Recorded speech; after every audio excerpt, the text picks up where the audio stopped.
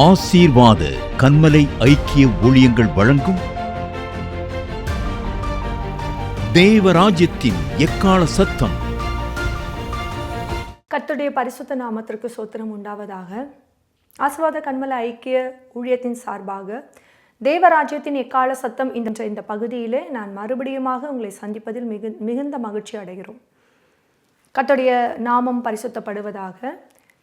இந்த பகுதியிலே நம் கடந்த நாட்களிலிருந்து அவருடைய பரிபூர்ண ஆசீர்வாதம், பரிபூர்ணத்தின் தன்மை எப்படியெல்லாம் வெளிப்படுகிறது என்பதை குறித்து கற்றுக் கொடுத்த அநேக காரியங்களை நாம் தியானித்து வருகிறோம். கடந்த நாட்களிலே பரிபூரணத்தின் வல்லமை எப்பேற்பட்டது என்பதை குறித்து நம்ம கற்றுக் கொடுத்த காரியத்தை நாம் பார்த்தோம். அதிலே அவர் முதலாவது நம்முடைய சாபங்களை நீக்குகிறவராய் புறப்படுகிறார். சாபங்கள் என்பது ஒரு இடையிலே தொடங்கி இடையிலே முடிகிற காரியம் அல்ல. அதன் வேர் ஆழத்திலிருந்து புறப்பட்டு அது எப்படி விருட்சமாய் வளர்ந்து இந்த தேசத்தை மூடி இருக்கிறதோ, அவர் வரும்பொழுது அந்த வேர், அந்த அடிமரத்தின் வேரை பிடுங்கி அதை சுட்டெரிக்கிறவராய் இருக்கிறார். அவர் எப்பொழுது அதை சுட்டெரிக்க தொடங்குகிறாரோ அதிலிருந்து அந்த சாபம் கிரியை செய்கிறது முற்றிலுமாய் குறைந்து போகும்.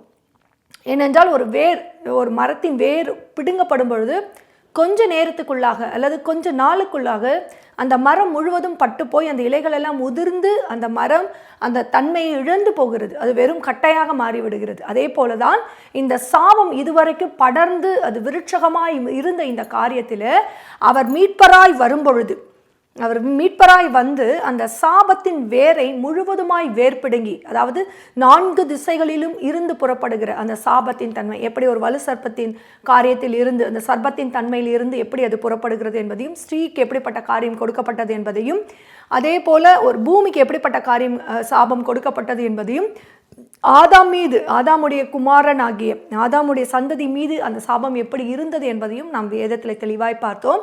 அதை கிறிஸ்து இயேசுவின் மூலமாய் அவர் நமக்காக அவர் சாபமானார். அந்த சானால் இந்த கடைசி நாட்களிலே அந்த சாபம் எப்படி செயல்படாமல் முற்றிலுமாய் வேர் பிடுங்கப்பட்டு முற்றிலுமாய் அழிக்கப்படும் என்பதை, இனி சாபம் இராது என்ற வார்த்தையின்படி இனி அந்த சாபத்தின் கிரியைகளோ விளைவுகளோ மனுஷனுக்குள் கிரியை செய்ய முடியாது என்பதை குறித்து நாம் தெளிவாய் பார்த்தோம். இந்த பரிபூர்ணத்தின் அடுத்த காரியம் என்ன என்பதை பார்க்கும் பொழுது அவர் நமக்கு பரிபூர்ண சமாதானத்தை உண்டு பண்ணுகிறவராய் வருகிறார்.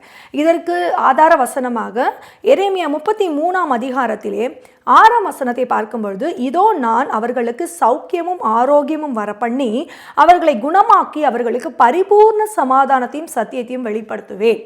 இந்த பரிபூரண சமாதானம் என்ற ஒரு வார்த்தை என்ன அடையாளத்தில் வருகிறது என்றால், எப்பொழுது தேவனிடத்திலிருந்து நமக்கு ஒரு சமாதானம் புறப்படுகிறதோ, நம் சமாதானம் என்றால் நாம் நினைப்பது போல வெறும் ஒரு இன்னர் பீஸ், அதாவது உள்ளுக்குள் ஒரு அமைதி, அவர் வரும்பொழுது எனக்குள்ளே இருக்கிற அந்த அலைச்சல்கள் காரியங்கள் எல்லாம் மாறி ஒரு பயமெல்லாம் போக்கி ஒரு சமாதானமான ஒரு சூழ்நிலையில் அவர் என்னை நடத்துகிறார் என்பது மாத்திரம் சமாதானம் அல்ல. சமாதானம் என்பது இன்னொரு அடையாளமாக எப்படி சொல்லப்படுகிறது என்றால், அந்த சமாதானம் தேவன் அவர் கருத்திலிருந்து புறப்படுகிற சமாதானம். ஏன்னா வேதம் தெளிவாய் சொல்லுகிறது, என்னுடைய சமாதானத்தை உங்களுக்கு வைத்து போகிறேன் என்று. ஆனால் அந்த வைத்து போகிற சமாதானம் நமக்கு எப்படி நம்மை திடப்படுத்துகிறது என்றால், புதிய ஏற்பாட்டிலே நம்மை தேவனுடைய கிருபாசனண்டை கீழே நெருங்கி இன்னும் அவரிடத்திலே காரியங்களை கேட்கிற ஒரு அதிகாரத்தை கொடுக்கிறது. ஆனால் பிதாவானவரிடத்திலிருந்து புறப்படுகிற சமாதானம், நான் சமாதானத்தை தருகிறேன் என்று சொல்லும் பொழுது அந்த சமாதானம் நமக்கு எப்பேற்பட்ட ஒரு அடையாளத்தை கொடுக்கிறது என்றால், மரண தூதனின் எல்கையில் இருந்து நம்மை பாதுகாக்க தொடங்குகிறது. அதாவது மரணத்திற்கு அதிகாரியாய் இருக்கிற சத்ருவின் காரியத்தில் இருந்து மரணத்தை வென்ற கிறிஸ்துவின் தன்மைக்குள்ளே நம்மை வழி நடத்துகிறதாய் காணப்படுகிறது. அப்ப இந்த சமாதானம் யாரிடத்தில் எல்லாம் கிரியை செய்ய தொடங்குகிறதோ அவர்கள் மீது மரண தூதனுக்கு அதிகாரம் இல்லாமல் போகிறது. அவர்கள் எல்கையிலே ஒரு வெளிச்சம் உண்டாகிறது. இருளின் அதிகாரம் முற்றிலுமாய் அவர்களிடத்தில் குறைந்து போகிறது. இதுதான் இந்த காரியத்தோட அடையாளம். இதுல தேவன் தெளிவாக இன்னொரு காரியத்தை சொல்லுகிறார். என்னவென்றால், யூதாவின் சிறையிருப்பையும் இஸ்ரவேலின் சிறையிருப்பையும் திருப்பி முன் இருந்தது போல அவர்களை கட்டுவிப்பேன் என்று சொல்லுகிறார். அப்போ தேவனுடைய சமாதானம் நம்மிடத்திலே, பரிபூர்ணமான சமாதானம் நம்மிடத்திலே கிரியை செய்ய தொடங்கும் பொழுது அவர் நம்மை மறுபடியுமாய் கட்டுகிற தேவனாய் இருக்கிறார். நம்முடைய சிறையிருப்பில் இருந்து நம்மை விடுதலை செய்கிறவராய் இருக்கிறார். இந்த சிறையிருப்பின் தன்மை என்ன என்பதை நம்ம பார்க்கும் பொழுது நமக்கு இது அடையாளமாய் வேண்டுமென்றால் ஒரு சிறையிருப்பு, ஒரு சிறைச்சாலை எப்படி இருக்கும்? என்பதை நம்ம அடையாளப்படுத்தலாம். ஆனால் இந்த சிறையிருப்பு என்று வேதம் சொல்லுகிறது எது என்றால் நம்முடைய ஆவியிலே, ஆத்துமாவிலே, சிந்தையிலே, சரீரத்திலே காணப்படுகிற சகல சிறையிருப்புகள். ஏன்னா ஒரு சிறையிருப்புக்குள் மனிதன் வைக்கப்படும் பொழுது, அவனுக்குள் அந்த சிறையிருப்பு இருக்கும் பொழுது, அவன் எப்பக்கத்தில் போனாலும் அந்த ஒரு வட்டத்துக்குள்ளே தான் சுற்றி கொண்டிருக்கிற ஒரு நிலை ஏற்படுமே தவிர அதை தாண்டி அவனால் வெளியே வரவே முடியாது. அதனால்தான் தேவன் அவர் வந்து பரிபூர்ண சமாதானத்தை நம்மிடத்திலே கட்டளையிட தொடங்கும் பொழுது முதலாவது இந்த சிறைச்சாலையின் கதவுகள் திறக்கப்படுகிறது. இந்த சிறைச்சாலையின் தன்மையிலிருந்து நாம் விடுதலையாக்கப்படுகிறோம். ஏனென்றால் வெளிப்படுத்த விசேஷத்துல ஒரு வார்த்தை தெளிவாய் சொல்லப்படுகிறது, சிறைப்படுத்தினவன் இனி சிறைப்பட்டு போவானாக. அப்ப சிறைப்படுத்தினவன், அந்த சிறைப்படுத்தின அதிகாரத்தை தேவன் முதலாவது அது யார் எடுத்துக்கொண்டார்கள் என்றால் சத்ருவின் காரியம். அப்ப சத்ரு தனக்கு பயந்தவர்களுக்கு அந்த அதிகாரத்தை கொடுத்து அவர்கள் மூலமாக அவருடைய ஜனங்களை அடக்கி ஆளுகிற ஒரு தன்மைக்குள்ளே கொண்டு வருகிறார். ஏனென்றால் எப்பொழுது இந்த ஜனங்கள் அக்கிரமம் மிகுதியால், அக்கிரமத்தின் தன்மையாய் அவர்கள் மிகுதியாக தொடங்குறதுனாலே தேவன் அவர்களை ஒரு சத்ருவிடத்திலேயோ அல்லது துன்மார்க்கரிடத்திலேயோ அல்லது எதிரியான ராஜாவிடத்திலோ ஒப்பு கொடுப்பது வழக்கம். இதை நம் வேதத்திலே தெளிவாய் பார்க்கிறோம். இந்த காலகட்டத்தில் கூட தேவனுக்கு பிரியமில்லாதபடி, தேவனுடைய வார்த்தைக்கு நம் செவிசாய்க்காதபடி இருந்தோமானால் தேவன் நம்மை அக்கிரமக்காரருடைய கரங்களிலே அல்லது துன்மார்க்கனுடைய கரத்தில் நம்மை அடக்கி ஆளுகிற ராட்சசர் கரங்களிலே ஒப்பு கொடுக்கிறார். அப்போ ஒப்பு கொடுக்கும் பொழுது நாம் நினைத்தாலும் வேண்டினாலும் காரியத்தை செயல்பட்டாலும் நம்மை விடுதலையாக்க அல்லது நம்மை அந்த சிறையிலிருந்து வெளிப்பட வைக்க கூடாமல் போகிறது. ஆனால் தேவன் இப்பொழுது சொல்லுகிற வார்த்தை என்னவென்றால், அவர் எப்படிப்பட்ட நாமத்திலே தன்னை வெளிப்படுத்துகிறார் என்றால் யெகோவா என்ற ஒரு நாமத்திலே வெளிப்படுத்துகிறார். எரேமியா 33 அதிகாரம் 2 வசனத்திலே தெளிவாய் சொல்லுகிறது, இதை செய்கிற கர்த்தருமாகிய இதை திடப்படுத்தும்படிக்கு இதை உருவேற்படுத்துகிற கர்த்தருமாய் இருக்கிற யெகோவா என்னும் நாமம் உள்ளவர் சொல்லுகிறதாவது என்று சொல்லப்படுகிறது. இந்த யெகோவா என்ற நாமம் முதலாவது இதை தேவன் தனக்கு தன்னுடைய ஜனங்களுக்கு, அதாவது யூத ஜனங்களுக்கு, இஸ்ரவேல் ஜனங்களுக்கு மாம்சத்தின்படி இந்த நாமத்தை அவர் வெளிப்படுத்தினார். இன்றைக்கும் அவர்கள் அந்த நாமத்தை யெகோவா ஷபக் ஷாலோம், அந்த யெகோவா நாமத்தை அவர்கள் சொல்லும் பொழுது அவர்கள் பயந்து நடுங்கி அந்த நாமத்திற்குரிய ஒரு மதிப்பையும் அந்த நாமத்துக்குரிய பயபக்தியோடு அவர்கள் தொழுது கொள்கிறதை நாம் அறிந்திருக்கிறோம். ஆனால் அது வெறும் வெளிப்பிரகாரமாய் மாத்திரமல்ல. ஏன்னா தேவன் உள்ளுக்குள்ளேயும் இருதயத்தின் தன்மைக்குள்ளேயும் அவர் அறிந்து ஆராய்கிறவராய் இருக்கிறார். வெளிப்பிரகாரமான ஒரு பயபக்தியோ வெளிப்பிரகாரமான ஒரு பரிசுத்தத்தையோ மாத்திரம் பார்க்கிற தேவன் அல்ல. அவர் உள்ளும் புறமும் ஆராய்கிற தேவனாய் இருக்கிறபடினால் இந்த பரிசுத்தமும் இந்த உண்மையும் இந்த பயபக்தியும் இருதயத்துக்குள்ளும் இருக்க வேண்டும் என்று அவர் விரும்புகிறார். அதனால்தான் அந்த தெளிவாய் இந்த நாமம் எப்படி செயல்படும் என்பதையும் அவர் வெளிப்படுத்துகிறார்.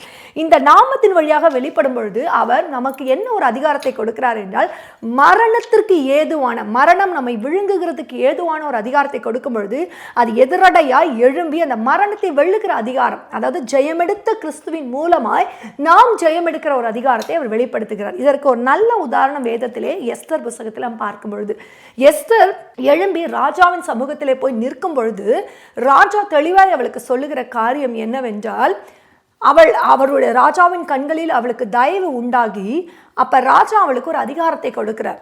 நான் உனக்கு ஒரு காரியத்தை கொடுக்கிறேன், ஏனென்றால் நான் கட்டளையிட்ட எதையுமே என்னால் மாற்ற முடியாது, அது சட்டம். ஆனால் நான் என்னுடைய நாமத்தையும் என்னுடைய முத்திரையையும் என்னுடைய கையெழுத்தையும் நான் உனக்கு கொடுக்கிறேன், என்னுடைய முத்திரை மோதிரத்தை உனக்கு கொடுக்கிறேன். நீ அதிலே உன் விருப்பப்படி நீ என்ன உன் ஜனங்களுக்கு செயல்படுத்தப்பட வேண்டும் என்று நினைக்கிறாயோ அதை எழுதிக்கொள், அதை நான் அதிகாரபூர்வமாக்குவேன், சட்டமாக்குவேன் என்ற அத்தனை காரியத்தை அவளிடத்தில் கொடுக்கிறார். அப்போ அவள் எழும்பி அதுவரை பயந்து தன் மரணத்துக்காக காத்திருந்த யூத ஜனங்கள், 127 நாடுகளில் இருக்கிற யூத ஜனங்களை அவள் அந்த அச்சறையிலே, அந்த தன்மையிலே, அந்த மரண சாசனத்தை உடைத்து அவள் அதை ஜீவ சாசனம் உள்ளதாய் மாற்றி அந்த இடத்துல அவள் எழுத தொடங்குகிறாள். தன் ஜனங்களை எப்படி விடுதலையாக்க வேண்டும் என்று அவர்களுக்கு ஒரு அதிகாரத்தை அவள் என்ன கொடுக்கிறாள் என்றால், உங்களுக்கு எதிராய் உங்களை கொலை செய்ய வருகிறவர்களை நீங்கள் எழும்பி உங்களை காப்பாற்றிக் கொள்ள அவர்களை கொலை செய்யுங்கள் என்று ஒரு அதிகாரத்தை கொடுக்கிறார். இந்த அதிகாரம் அந்த ராஜாவின் நாமத்திலும் அவருடைய முத்திரையிலும் இருந்து புறப்படுகிறபடினால் அந்த அதிகாரம் அது ஒரு புதிய மாற்றத்தையும் புதிய காரியத்தையும் பூமியிலே செய்ய தொடங்குகிறது. இந்த நாளில கூட யெகோவா என்ற நாமத்தினாலே பரிபூர்ண சமாதானத்தை நம்முடைய தேவன் நமக்கு கட்டளையிடுகிறபடியினால் இந்த பரிபூர்ண சமாதானம் மரணத்திலே மரித்து போய் இருக்கிற நம்முடையவர்களை ஆவியிலே உயிர்த்தெழ வைத்து அந்த மரணத்தை வென்ற கிறிஸ்துவினாலே மரணத்தை ஜெயிக்கிறவர்களாய் நம்மை மாற்றுகிறது. மரணம் என்று சொல்ல போனால் வெறும் இந்த உலகத்தை விட்டு கடந்து போவது மாத்திரமில்லை, அநேக நேரங்களிலே நம் ஆவிலே மரித்தவர்களாக இருக்கலாம், அநேக நேரத்தில் நம் சிந்தையிலே மரித்தவர்களாக இருக்கலாம், அநேக நேரத்தில் நம்முடைய சரீரங்கள் நமக்கு பலவீனப்பட்டு நம்முடைய காரியங்களை செய்ய ஏது இல்லாமல் இருக்கலாம், அநேக நேரத்தில் நம்முடைய ஆத்துமாவிலே மரித்து போனவர்களாக இருக்கலாம். ஆனால் இந்த நாளிலே அவர் வரும்போது அவர் பரிபூரணராய் இருக்கிறபடினால் சகலவற்றிலும் நம்மை உயிர்ப்பிக்க அவர் அதிகாரம் உள்ளவராய் இருக்கிறார். இந்த அதிகாரம் நம்மை இதுவரை அடிமைப்படுத்தின சகல சிறையிருப்பிலிருந்தும் விடுதலையாக்குகிறது. இந்த நாட்களிலே கூட உங்க வாழ்க்கையிலோ, உங்க குடும்பங்களிலோ, உங்க ஆத்துமாவிலோ, உங்க ஆவியிலோ, உங்கள் சரீரங்களிலோ அல்லது உங்கள் சிந்தையிலோ ஒரு சிறையிருப்பு உண்டானால் இன்று இந்த நாமத்தினாலே, ஏன்னா கர்த்தராகிய யெகோவா என்பது கர்த்தர் என்றாலே அவர் யுத்தத்தில் வல்லவர் என்று அர்த்தம். அவர் யுத்த ஜெயமெடுக்கிற கிறிஸ்துவாய் யெகோவாவாய் உங்களுக்கு முன் செல்லும் பொழுது அவர் என்ன செய்கிறார் என்றால் சகல சிறையிருப்பையும் நம்மை மாற்றி நம்மை அவருடைய வெளிச்சத்தின் பிள்ளைகளாய் மாற்றுகிறார். அவருடைய வெளிச்சம் நமக்குள்ளே பிரவேசிக்க தொடங்குகிறது. இந்த வெளிச்சத்துக்கு அவர் என்ன செய்கிறார் என்று ஒரு இடத்திலே நாம் பார்க்கும் பொழுது, அதே 8ஆம் வசனத்திலே பார்க்கும் பொழுது, அவர்கள் எனக்கு விரோதமாய் குற்றம் செய்த அவர்களுடைய எல்லா அக்கிரமங்களுக்கும் அவர்களை நீங்களாக்கி சுத்திகரித்து, அவர்கள் எனக்கு விரோதமாய் குற்றம் செய்து எனக்கு விரோதமாய் துரோகம் பண்ணின அவர்களுடைய எல்லா அக்கிரமங்களையும் மன்னிப்பேன் என்று சொல்லுகிறார். ஏனால் இந்த மன்னிப்பு என்பது நம்முடைய தேவனாகிய கர்த்தரிடத்திலிருந்து மாத்திரமே புறப்பட்டால் ஒழிய நம்ம இந்த பூமியிலே மன்னிக்க ஒருவருமே இல்லை. இந்த மன்னிப்பு எப்பொழுது அவர் சமூகத்திலிருந்து அவருடைய ஜனங்களுக்கு கடந்து வருகிறதோ அப்பொழுது அவர்கள் அந்த சத்துருவின் கரத்திலிருந்து அதிகாரத்துக்கு நீங்கி விடுதலையாக்கப்படுகிறார்கள். ஏனென்றால் எப்பொழுது ராஜா அந்த மாற்று பத்திரத்தை, அந்த முத்திரை மோதிரத்தை, அந்த நாமத்தை கொடுத்தாரோ அதே வேளையிலே அவர் அந்த ஜனங்களுக்காக இறங்குகிறவராயும் மன்னிக்கிறவராயும் இருக்கிறார் என்பதை நாம் அறிந்து கொள்ள முடியும். இந்த நாளிலே கூட நம்முடைய அக்கிரமம், நாம் அநேக நேரங்களில் நாம் செய்கிற தவறு மூலமாய் தான் இது தவறு இது சரி என்று சட்டத்தின் மூலமாய் அல்லது நம்முடைய நியாயங்களின் மூலமாய் நம்முடைய காரியங்களின் மூலமாய் நாம் அறிந்து கொள்ள முடியும். ஆனால் தேவன் எதை அக்கிரமம் என்று நினைக்கிறார், எதை அவர் அக்கிரமம் என்று நினைக்கிறார், அவருடைய ஆவியில, அதாவது தேவன் நமக்கு தந்த ஆவிலே உண்டாகுகிற அதாவது கலக்கம் அல்லது கரை என்று சொல்லலாம். ஏனால் இந்த கலங்கம் உள்ள இந்த ஆவியினாலே தேவனுடைய ஆவி ஒன்றாக இணைக்கவே முடியாது. ஏன்னா தேவனுடைய ஆவி தூய ஆவி, அது பரிசுத்த ஆவி, அது கரையில்லாத ஒரு ஆவியாய் இருக்கிறபடினால அதனுடைய எல்கை முழுவதுமே பரிசுத்தம் பரிசுத்தம் பரிசுத்தம் என்று மாத்திரமே எழுதப்பட்டிருக்கிற ஒரு ஆவியாய் இருக்கிறபடினாலே அந்த பரிசுத்த ஆவியானுடைய தன்மை நமக்குள்ளே பிரவேசிக்கும் போது இந்த கலங்கமுள்ள ஒரு ஆவி, குற்றமுள்ள ஒரு ஆவியினால் அதை இணைக்கப்படவே முடியாது. அப்பொழுது அவரே அதை மன்னிக்கிற அதிகாரத்தை உடையவராய் இருக்கிறார். அப்போ எப்பொழுது அவர் அதை மன்னிக்க தொடங்குகிறாரோ அந்த கரை நம்மை விட்டு முழுவதுமாய் நீக்கப்படுகிறது. அதனால்தான் வெளிப்படுத்தின விசேஷத்தில் அவர் தெளிவாய் சொல்கிறார், அவர்கள் கரை திரையற்ற ஜனங்களாய் வெண்வஸ்திரம் தரித்து அவருடைய சமூகத்திலே ஜெயம் கொள்ளுகிறவர்களாய் ஜீவனையும் பாராமல் ஜெயித்தவர்களாய் நிற்கிறார்கள் என்று வேதம் சொல்லுகிறது. இன்றைக்கு நீங்களும் நானும் ஜெயம் பெற போகிற பிள்ளைகளாய், ஜெயம் எடுக்கிற பிள்ளைகளாய் மாற வேண்டும் என்றால் நம்முடைய அக்கிரமங்கள் அவருடைய சமூகத்துக்கு முன்பாக மன்னிக்கப்பட வேண்டியது ரொம்ப ரொம்ப அவசியமாய் இருக்கிறது. இன்றைக்கு அந்த மன்னிப்பு நம்மை தேடி வருகிறது. ஒருவேளை நாம் சொல்லலாம், நான் ரட்சிக்கப்பட்டவதான், ஆண்டோடைய சமூகத்தில் அனுதினமே ஒப்புக் கொடுக்கிறவர்கள் தான், ஜெபிக்கிறவதான் என்று சொன்னாலும் இந்த நாளிலே நம்மை மறுபடியுமாய் தாழ்த்தி நம்மை ஒரு விசை ஒப்புக் கொடுப்போமா? ஏனென்றால் இந்த மன்னிப்பு, ஒருவேளை நாம் கிறிஸ்தவ ஜீவியம் ஜீவித்தாலும் சில காரியங்களிலே, சில பகுதிகளிலே நம்முடைய காரியம் இன்னும் குணமாக்காமல் இருந்திருக்கலாம், நம்முடைய காரியங்களிலே இன்னும் ஆரோக்கியம் ஏற்படாமல் இருந்திருக்கலாம், இன்னும் நம்முடைய முன்னோர்களின் சாபக்கட்டுகள் நம்மை தொடர்ந்து கொண்டு இருக்கலாம், இன்னும் பாவத்தை விட முடியாத பாவங்கள் நம்முடைய வாழ்க்கையிலே இருக்கலாம், இன்னும் ஆரோக்கியமாக்காத நிலைகள் இருக்கலாம், இன்னும் சுகமாக்காத நிலைகள் இருக்கலாம், இன்னும் பலவீனமான காரியங்கள் இருக்கலாம். இது எல்லாமே இந்த சாபத்தோடையும் இந்த அக்கிரமத்துடைய நிலை ரிசல்ட் தான் இது எல்லாமே. அப்ப தேவன் மறுபடியும் இந்த நாளிலே நமக்கு அவர் கட்டளையிடுகிற காரியம் என்னென்றால், இந்த அதிகாரத்தை பிதாவிடத்திலிருந்து அவர் நமக்கு பெற்றுக்கொண்டு அவர் பரிபூரணராய் நமக்கு ஒரு பரிபூர்ண சமாதானத்தை உண்டு பண்ணுகிறவராய் அவர் வருகிறார். அப்ப நம்ம அவர் சமூகத்தில் நின்று நம்ம கேட்கும் பொழுது ஒரு காரியத்தை கேட்கணும், ஆண்டவரே இந்த பரிபூர்ண சமாதானம் என்னுடைய இயல்கையில் எல்லாவற்றிலும் கிரியை செய்ய வேண்டும், என்னுடைய குடும்பங்களில் கிரியை செய்ய வேண்டும், எனக்கு கொடுக்கப்பட்ட பிள்ளைகளிடத்தில் கிரியை செய்ய வேண்டும், ஆவிக்குரிய சகோதர சகோதரிகளாக இருக்கும் பொழுது எங்களுடைய சபைகளிலே கிரியை செய்ய வேண்டும் என்று நாம் எஸ்தரை போல சமூகத்தில் விண்ணப்பிப்போமானால், நம்முடைய இருதயத்தை ஊற்றி விண்ணப்பிப்போமானால் அப்பொழுது அவர் அந்த சமாதானத்தை நம்முடைய இயல்கையிலே கட்டளையிடுகிறவராய் இருக்கிறார். அப்படி கட்டளையிடும் போது என்ன நடக்கும்னா, இருளின் ஆதிக்கமும் இதுவரை நாம் சிறையிருப்பின் காரியங்கள் நம்மை விடுதலையாகும், அதிலிருந்து நாம் விடுதலையாக்கப்படுவோம். நாம் அவருடைய வெளிச்சத்தின் பிள்ளைகளாய் மாறுவோம். எப்பொழுது நமக்குள்ளே இந்த வெளிச்சம் ஏற்படுகிறதோ அந்த வெளிச்சம் நம்மிடத்திலே மாத்திரம் நிற்காது, அது நம்ம குடும்பங்களிலே ஒரு வெளிச்சமாய் மாறும். அதற்கப்புறம் நம்முடைய பகுதிகளில் ஒரு வெளிச்சமாய் மாறும். அதுக்கப்புறம் நம்முடைய அந்த வட்டாரங்களில் ஒரு வெளிச்சமாய் மாறும். இந்த வெளிச்சம் பரவி தேசத்தின் 4 முனைகளிலும் அது பற்றி பரவும். அப்படிதான் தேவனுடைய வெளிச்சம் இந்த பூமியிலே கிரியை செய்யும். அதற்கு நாம் ஒரு விளக்காய், நாம் ஒரு குச்சியாய், ஒரு தீக்குச்சியாய் நாம் அவருடைய சமூகத்திலே நிற்கும் பொழுது இந்த அக்கிரமங்கள் யார் யாருடைய வாழ்க்கையிலே மன்னிக்கப்படுகிறதோ அவர்கள் சிறைச்சாலையிலிருந்து, சிறையிருப்பிலிருந்து அவர்கள் மீட்கப்படுகிறவர்களாய் மாறுகிறதை நாம் அறிந்து கொள்ள முடியும். அதனால்தான் முதலாவது பரிபூரணம், அவருடைய பரிபூரணத்தின் வல்லமை நம்ம இடத்துல வெளிப்படும். இந்த பரிபூரணத்தின் வல்லமை நம்ம இடத்துல கிரியை செய்ய தொடங்கிவிட்டால் நம்முடைய சாபங்கள் முற்றிலுமாக அறுபட்டு விட்டது. இனி சாபமே இல்லாத ஒரு நிலைக்குள்ள நாம் கடந்து போகிறோம். இரண்டாவது, இந்த பரிபூர்ண சமாதானம் நம்ம இடத்துல வரும் பொழுது நாம் இந்த அக்கிரம கட்டுகளில் இருந்து, ஏன்னா வேதம் தெளிவாய் சொல்லுகிறது, தேவனுக்கும் உங்களுக்கும் பிரிவினை ஆக்குகிறது உங்கள் அக்கிரமங்களே என்று சொல்லுகிறது. இந்த அக்கிரமங்கள் தான் நம்மை விட்டு தேவனை தூரப்படுத்துகிறது. அவர் பரலோகத்துக்கும் தேவன், பூமிக்கும் தேவன். அப்ப பரலோகத்திலிருந்து அவர் இறங்கி வருகிறவராய் நம்முடைய இருதயங்களிலே அவர் வாசம் பண்ண வேண்டும் என்று விரும்புகிறாய் வரும்பொழுது இந்த அக்கிரமங்கள் அவர் மூலமாய் மன்னிக்கப்படும் பொழுது அவர் நம்முடைய இருதயத்திலே தங்கி தாபரிக்கிற, வாசம் பண்ணுகிற தேவனாய், நம்மோடு உலாவுகிற தேவனாய், நம்மோடு சஞ்சரிக்கிற தேவனாய், அவர் சத்தத்தை நாம் கேட்கிறவர்களாய் மாறுகிறோம். இதுல பிரதானமாய் ஒரு காரியம் சொல்லப்படுகிறது. அவர் அப்படி நம்முடைய அக்கிரமத்தையும் சிறையிருப்பும் மாற்றும் போது என்ன நடக்கும்? 11ஆம் வசனத்திலே, இன்னும் களிப்பின் சத்தம், மகிழ்ச்சியின் சத்தம், மணவாளனின் சத்தம், மணவாட்டியின் சத்தம், சேனைகளின் கர்த்தரை துதியுங்கள், கர்த்தர் நல்லவர், அவர் கிருபை என்றும் உள்ளது என்று சொல்லுகிறவர்களின் சத்தம், கர்த்தருடைய ஆலயத்திற்கு ஸ்தோத்திரங்களை கொண்டு வருகிறவர்களின் சத்தம் கேட்கப்படும் என்று சொல்லுகிறார். இதுல தெளிவாய் ஒரு வார்த்தை, களிப்பின் சத்தம் உண்டாகும், மகிழ்ச்சியின் சத்தம் உண்டாகும், மணவாளனின் சத்தம், மணவாட்டியின் சத்தம். இந்த 4 சத்தத்துடைய காரியங்கள் வெளிப்படுகிறது என்று சொன்னது. இந்த 4ல் எனக்கு மிகவும் பிடித்ததான ஒரு வார்த்தை என்னன்னா, மணவாளனின் சத்தம். ஏன்னா மணவாட்டியாய் நாம் நம்முடைய சத்தங்களை உயர்த்தி கொண்டுதான் இருக்கிறோம். நம்ம ஆத்மாவிலிருந்து உண்டாகிற சத்தமாகட்டும், நாம் அவரை ஜெபிக்கிறது, அவரை துதிக்கிற சத்தம் நம்மிடந்தே கேட்கிறது. ஆனால் எப்பொழுது மணவாளனின் சத்தமும் இணைந்து கேட்க தொடங்குகிறதோ அப்பொழுது என்னன்னா, அவருடைய அந்த வானத்தின் தேவனாய், அதாவது பரலோகத்தின் ராஜனாய் இருக்கிறவர் நம்முடைய, அதாவது நமக்குள்ளே வந்து அவர் கலந்து கிரியை செய்கிறவராய் மாறிவிடுகிறார். ஏனென்றால் ஒரு சம்பாஷணை என்பது 2 பேருக்கும் உள்ள ஒரு காரியம். ஒருவர் பேசினால் ஒருவர் பதில் சொல்லுகிற காரியம். வெறும் பேசுகிற காரியத்தை மாத்திரமல்ல, பேசினால் உடனே பதில் சொல்லுகிற ஒரு காரியத்துக்குள்ள, அந்த ஒரு சம்பாஷணைக்குள்ளே, அப்பொழுது அந்த 2 சத்தங்களும் ஒன்றாய் இணைக்கப்படும் பொழுது மணவாளனின் சத்தம், மணவாட்டியின் சத்தம். அப்படி என்றால் இன்னொரு அடையாளம் என்னன்னா, இந்த மணவாட்டி மணவாளனின் சத்தத்தை கேட்க தொடங்குகிறாள். அந்த கேட்பதின் நிமித்தமாக அவள் பூரணமாய் விடுதலை அடைய தொடங்குகிறாள். அதே போல மணவாளன் மணவாட்டியின் சத்தத்தை கேட்க தொடங்கி மணவாட்டியை தன்னுடைய பரிசுத்த மணவாட்டியாய் மாற்றிக்கொள்ளுகிறார், தன்னுடைய பரிசுத்த மனைவியாய் மாற்றிக்கொள்ளுகிறார். அப்ப இந்த தன்மைக்குள்ளே கிரியை செய்ய தொடங்கும் பொழுது அடுத்ததாக வெளிப்படுவது களிப்பின் சத்தமும் மகிழ்ச்சியின் சத்தமும்.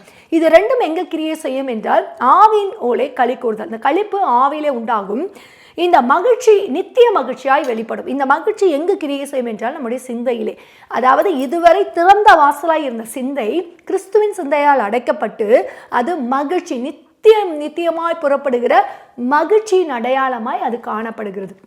அப்போ இந்த 4 காரியத்தோட தன்மையும் நாம் அவரோட கூட சஞ்சரித்து அவரோட கூட வாசம் பண்ணுகிற ஒரு உன்னதமான அனுபவத்துக்குள்ளே கொண்டு போகிறது. அதற்கப்புறம் தான் சொல்லப்படுகிறது, அவரை துதியுங்கள். எப்படி துதியுங்கள்? கர்த்தர் நல்லவர், அவர் கிருபை என்றும் உள்ளது என்று சொல்லுகிறவர்களின் சத்தம், கர்த்தருடைய ஆலயத்திற்கு ஸ்தோத்திர பலிகளை கொண்டுவர்களின் சத்தம் கேட்கப்படும் என்று. எப்பொழுது மணவாளன் மணவாட்டின் சத்தம் இணைக்கப்படுகிறதோ அப்பொழுது சிந்தையும் ஆவியும் ஒன்றாக இணைக்கப்படுகிறது. இதை தான் வேதம் தெளிவாய் சொல்லுகிறது. ஆவியோடும் உண்மையோடும் தொழுது கொள்ளுகிற ஒரு அனுபவம். அப்ப அவருடைய ஆவியும் நம்முடைய ஆவியும் இணைக்கப்படுகிறது, அவருடைய சிந்தையும் நம்முடைய சிந்தையும் ஒன்றாக இணைக்கப்படுகிறது. இது இணைக்கப்படும் பொழுது ஏற்படுகிற துதியும் ஏற்படுகிற சோத்திரமும் வித்தியாசமான தன்மைகளை உண்டாக்குகிறது. அப்பொழுது பூமியிலிருந்து ஏறெடுக்கப்படுகிற துதி அது பரலோகத்தின் துதியோடு இணைக்கப்படுகிறபடினாலே அது அந்த துதி ஒரு ஆயுதமாய் பட்டயமாய் புறப்படுகிறது.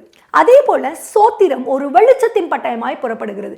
இந்த பட்டயங்கள் புறப்பட அது பெருகவே பெருக பண்ணுவேன், வர்த்திக்கவே வர்த்திக்க பண்ணுவேன், திரளாய் பெருக பண்ணுவேன். இந்த பெருக்கம் உண்டாக தொடங்குகிறது. ஏன்னா வேதம் தெளிவாய் சொல்லுது, சோத்திரத்தினாலே கிருபை பெருகும் என்று. எந்த இடத்தில் தேவனுடைய நித்திய கிருபை பெருகுகிறதோ அந்த இடத்திலே என்ன பெருகும் என்றால் அவருடைய ஆசீர்வாதமும் அவருடைய வல்லமையும் பெருக தொடங்கும், அவருடைய ஐஸ்வர்யமும் அந்த இடத்துல பெருக தொடங்கும். அப்பொழுது தேவன் அவர் நம் முன்னே போகிற தேவனாய் இருக்கிறார். அவர் எப்படி போகிறார்? இந்த துதியினாலே சகலவற்றையும் அவர் என்ன பண்ணுகிறார்? கட்டப்பட்ட எல்லாவற்றையும், கட்டி இருக்கிற எல்லாவற்றையும், பாழழிக்கப்பட்ட எல்லாவற்றையும் அவர் தன்னுடைய பட்டயத்தாலே, அந்த வாயின் பட்டயத்தினாலே அவர் முற்றிலுமாய் சங்கரிக்கிற தேவனாய் இருக்கிறார். அவரோட பின் வரும்பொழுது அவருடைய தன்மை எப்படியாய் வெளிப்படுகிறது என்றால் அதை அவருடைய சந்ததியைக்கான தேவையான அத்தனையும் அவர் பெருக பண்ணுகிறார். அப்ப இந்த தன்மை அவர் நம்மிடத்திலே இப்பொழுது மீட்பராய் புறப்பட்டு இப்பொழுது தன்னுடைய காரியத்தை செயல்படுத்த போதுமான தேவனாய் இருக்கிறார். ஆமென். அருமையான தேவ பிள்ளைகளே, இந்த நாளிலே கூட கர்த்தர் நமக்காக ஒவ்வொரு வாசலையும் அவர் திறக்கிற தேவனாய் இருக்கிறார். எப்படி பூரணராக வேண்டும் என்பதை அவர் நமக்கு கற்றுக் கொடுத்திருக்கிறார். இந்த நாளிலே எப்படி பரிபூரணமாகப்பட வேண்டும் என்பதையும் அவர் நமக்கு சொல்லிக் கொடுக்கிறார். இந்த அனுபவங்கள் எப்படி ஏற்படுகிறது என்றால் இது வெறும் தியானிப்பினால் உண்டாகிற ஒரு விஷயம் அல்ல.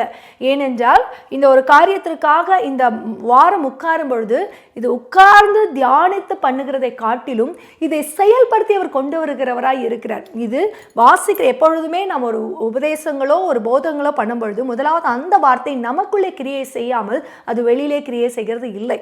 இந்த இடத்துல இந்த அனுபவங்கள் எப்படிப்பட்ட அனுபவங்களாய் மாறுகிறது என்றால் இந்த வார்த்தையும் இந்த கிரியையும் முதலாவது எங்களுடைய வாழ்க்கையிலே கிரியை செய்ய தொடங்குகிறது. அது எப்படி கிரியை செய்கிறது என்பதையும் தேவன் காட்டுகிறார். அதற்கப்புறம் தான் அதை செயல்படுத்தின ஒரு அனுபவத்தை அவருடைய ஆவியோடும் சொல்லவும் வைக்கிறார். அப்ப இப்படி சொல்லப்படும் பொழுது அது அநேகருடைய வாழ்க்கையிலே கிரியை செய்ய ஏதுவாய் இருக்கிறது. அநேகருடைய கதவுகளையும் வாசல்களையும் அது திறக்கிறதா இருக்கிறது. அநேகரை அவர் பக்கமாய் இழுக்கிறதா இருக்கிறது. ஏனென்றால் இதுவே காலம், இதுவே ரட்சணிய நாள், இதுவே தன் ஜனத்தை தன்னோடு அவர் சேர்த்து கொள்ளுகிற நாள், இதுவே மீட்பின் நாள். அதனால் மீட்பர் வந்து தன்னுடைய ஜனங்களை தன்னோடு இணைத்து கொண்டு அவர் எப்படி பரிபூர்ண சமாதானம் உடையவராய் இருக்கிறாரோ, பரிபூர்ண சமாதானத்தின் தன்மை அவரிடத்திலிருந்து எப்படி வெளிப்படுகிறதோ அப்படியே நம்மிடத்திலும் அவர் வெளிப்பட விரும்புகிறார். இன்னிலிருந்து கர்த்தர் சொல்லுகிற ஒரு வார்த்தை, இந்த வார்த்தையை நீங்கள் விசுவாசித்து இந்த அறிக்கைக்கு உங்களை நீர் ஒப்பு கொடுப்பீர்கள். ஆனால் இந்த நாளிலிருந்து உங்கள் குடும்பங்களிலே, உங்களுடைய தனிப்பட்ட உங்களுடைய வாழ்க்கையிலே, உங்களுடைய குடும்பங்களிலே, உங்களுடைய பிள்ளைகளுடைய வாழ்க்கையிலே நீங்கள் போகிற எல்லா இடத்திலும் ஒரு பரிபூர்ணமான சமாதானத்தை கட்டளையிடுவார் தேவன். அதனால தான் நீங்கள் இஸ்ரவேலில் இன்றைக்கும் பார்த்தீங்கன்னா ஒரு வார்த்தை சொல்லுவாங்க, ஷபக் ஷாலோம் என்று சொல்லுவாங்க. ஏன் அந்த வார்த்தையை சொல்கிறாங்க தெரியுமா? எவ்வளவு தூரம் அவங்க இந்த ஷாலோம்ன்ற வார்த்தை, இந்த ஷாலோம்ன்ற வார்த்தையை சொல்லுகிறார்களோ அவ்வளவு தூரம் அவர்களுக்கு ஒரு மரண தூதன், அவர்களை மரண தூதனுடைய எல்கையிலிருந்து அவர்கள் விடுதலையாக்கப்படுகிறார்கள் என்பதை அவர்கள் அறிக்கையிட்டு கொண்டே இருப்பாங்க. இன்றைக்கு அந்த வார்த்தை உங்களை நோக்கி வருகிறது. அந்த ஷாலோம், சமாதானத்தின் தேவன் உங்களோடு கூட இருந்து மரண எல்லையிலும் அநேக சிறையிருப்பிலும் அடிமைப்பட்டிருந்த என் ஜனங்களை இந்த நாளிலே அவர் மீட்டுக் கொள்ளத்தக்கதாக நம்மிடத்திலே வந்து அவருடைய நாமத்தினாலே, யெகோவா, கர்த்தராக யெகோவா என்ற அந்த நாமத்தினாலே நம்மை மீட்டு நம்மை அவரோடு கூட இணைத்து அவர் நம்மோடு கூட இணைந்து வாழ்கிற ஒரு உன்னதமான வாழ்க்கைக்குள்ளே நம்மளை அழைத்து இருக்கிறார். அதற்காக கர்த்தருக்கு கோடான கோடி நன்றி.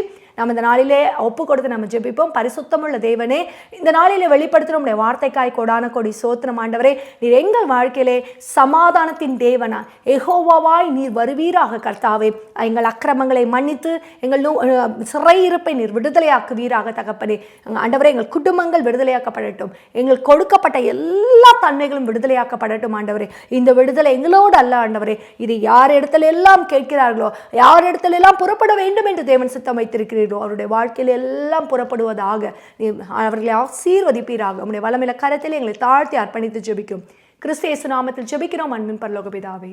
ஆமென், ஆமென், ஆமென்.